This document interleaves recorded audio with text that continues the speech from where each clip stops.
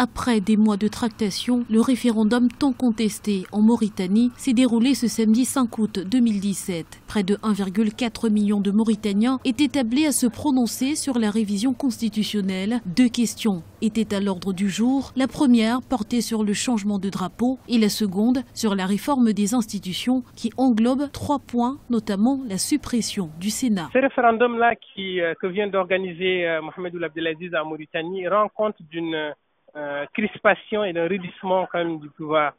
Un processus qui doit se traduire par le changement, la modification de symboles aussi importants que le drapeau national ou que l'hymne national doit être consensuel ou au moins entraîner une majorité de Mauritaniens, ne pas diviser. Or, là, on voit qu'il y a des crispations, on voit qu'il y a des cristallisations, que les positions sont affirmées, sont tranchées.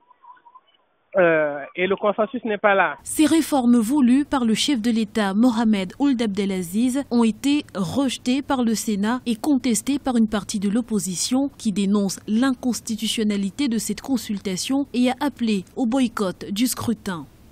Ce qui concerne mon parti, la JDMR, nous avons boycotté parce que tout simplement, nous voyons qu'il y a plus nécessaire aujourd'hui de changer le drapeau, l'hymne national, supprimer le Sénat et autres. Parce qu'aujourd'hui en Mauritanie, il y a un problème de cohabitation entre les ethnies qui vivent dans ce pays.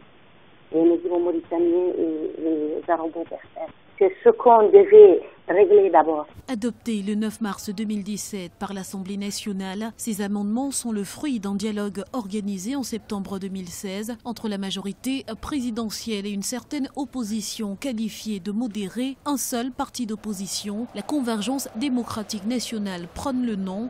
Les résultats sont attendus dans les prochains jours.